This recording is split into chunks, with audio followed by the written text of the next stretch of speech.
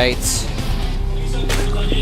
Here we have, down here at the bottom right of Belshire Beach, has been the best player in the world at times. Here he's fighting to prove himself. Started July. Remember, this guy has a golden mouse. He has won 3 OSLs at different times throughout the course of time. And here is our second player.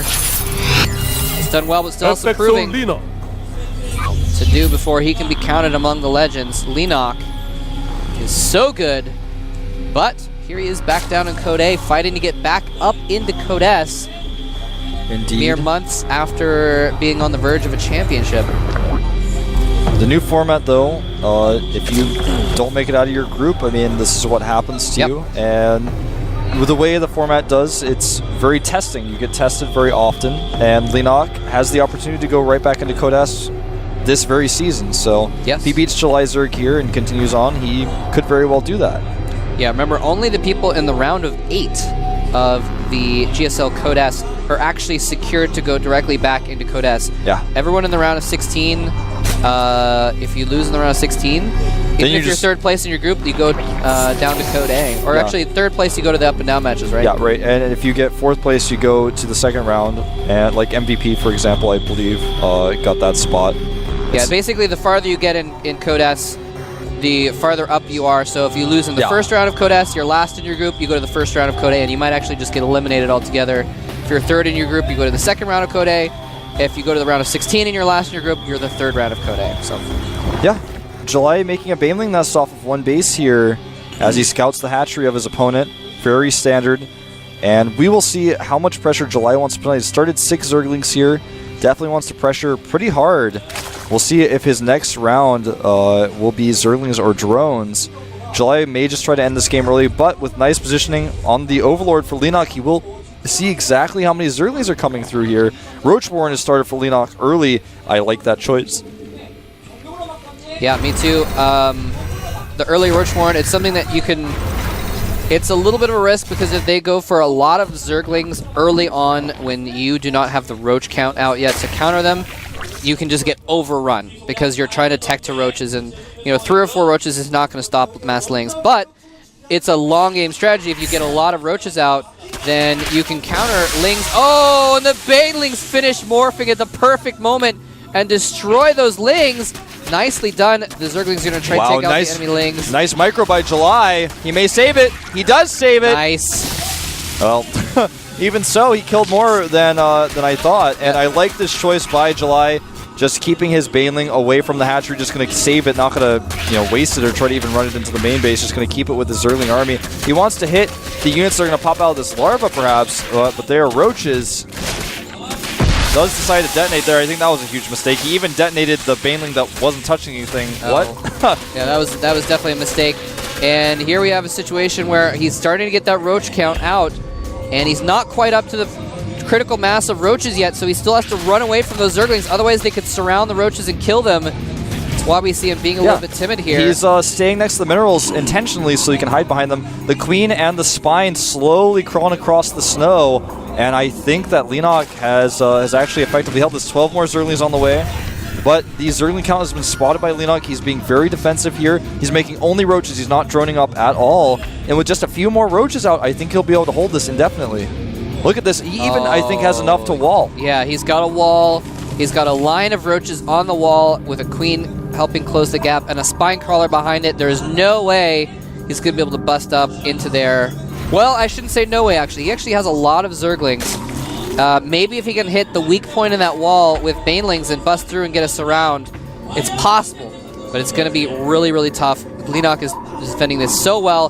The entire series is on the line with this attack. Transfuse on the Roach in the middle of the wall. Holds.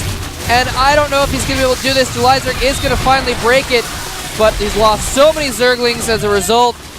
Wow. He's trying to run by here because he knows the Spine Crawler's DPS is a lot. And smartly, Leenock has made a Baneling nest to help counter this. The worker count 14 to 13 in July's favor. But the Zerglings do get chased away. And I like this choice to grab a Roach, but I don't know what other choices July really has. He's going to try to poke at the hatchery, then go into the main, then keep going back and forth, but he's not going to be able to do that forever. He is definitely all in here. He's not he's going to catch the roaches, though. Well, he decides to run by. I'm not sure if I agree with this choice. He's just trying to use the speed of his Zerglings to his advantage. He's actually morphing a Baneling there. Leenock is. He has his Banelings nest up now. And once that one Baneling morphs, he can just keep it with the roaches. And oh no, the one Baneling! Oh, wow. Nice not control. Not going to catch those Zerglings. Yeah, nice control by July. He may lose this hatchery, and that's the one thing that July really needs. At the very least, there's a second Baneling here. I don't know if July knows. Whoa! Hey, Whoa! Only loses 4 Lings, though. Last second pullback. But still, now that Banelings are on the map, July Zerg's Mass Lings are not going to be effective. Yeah, look at the supply, 36 to 18. The Lings, just like I said, he's trying to run back and forth, but he can't do it forever. He's slowly losing more and more. The worker count, 12 to 13. July is still in the lead, but there are so many roaches out in Mole Trap, and Leenock is droning behind this. He's got 2 bases. He's got so much more production. Well, Leenock just has every tech that's good against Zerglings. He's got Banelings, he's got roaches, he's got a spine crawler on the front as well. So. Well, he doesn't have mutas, okay. Okay, you're right. You're right. He's got every tier 1, 1.5 tech that's good against the Zerglings. And look at July this. Zerg, desperately putting down an expansion. That's not going to work. The only thing that Leenock does not have is Zergling speed, and he hasn't even started it. He doesn't need it. He's just going to get mass roaches and not really. That's why I think July's like, well, care. He's going to have to walk across the map, but the thing is, July, he can actually just walk across the map and kill you. Yeah, well, July Zerg does have a few roaches on the map. He does. In fact, his roach count is now 7 to 9, but he will never be able to compete economically with Leenock. Leenock's double bases, and if he just continues to make roaches, Leenock can turn around at any time and then just drone. Yeah. 2 Banelings in the mix here to help out, and the roaches are very clumped. He's having to pull back, try and get a few more roaches. He knows he's outnumbered. Tries to get a concave on that choke point, and the Banelings do land, not doing a ton of damage. Actually, July Zerg's going to win this battle. Yeah, Leenock needs to target down the weakened roaches. He does. And a good trade for Leenock, despite the fact that he wasn't able to get the kill move he wanted. Oh, 3 roaches for 1 there. That was not the best target firing, but he does come in here and scout. Yeah, I like that move. He's like, well, these roaches are all dead, but this one might be able to run in here, find out what's going on. And July Zerg. Oh, man, July Zerg. That is July. I like it because he's only got 14. Like I said, even though he was able to hold that, he wasn't able to drone. He had to make the roaches. It's 29 drones to 14, and July he's just got to do this. Yeah, and like you said, Leenock was droning in the background of that attack. So he's up to almost 30 drones right now. So yeah, July Zerg's going to go for one last desperate It's not even a secret either. No, it's not a secret. Yeah, the Overlord's right there. He sees it all. And there's Banelings. He's forming a nice defense on the ramp. Yeah, I do not see this working, but it is July's last attempt. 2 queens, neither with enough for transfuse, so transfuses will not be in play. Another spine about to finish. Here we go. Here goes July Zerg's last effort in the GSL for this season, pushing up the ramp. Leenock has too many roaches. Couple more coming in for July Zerg, but with the spine crawlers on the top, this is not going to work. As soon as these roaches die, we're going to see GG from July Zerg, and not even then. GG! Leenock continues with the tradition of today's games. The new school player has won out over the old school legend every single time. Very true. July, again, his expression not very changed. And I have to say, July was being, of course, very aggressive in those games, almost predictably so. And this is the thing about July is, it used to be you never know what he's going to do. Is he going to all in? Is he going to play passively? Is he going to go up to 60 drones and then attack? Or what's he going to do? But now it's almost like obvious. It almost seems like July every single time is going to be going for these early aggressive moves. Yeah. He's just been doing it time and time again.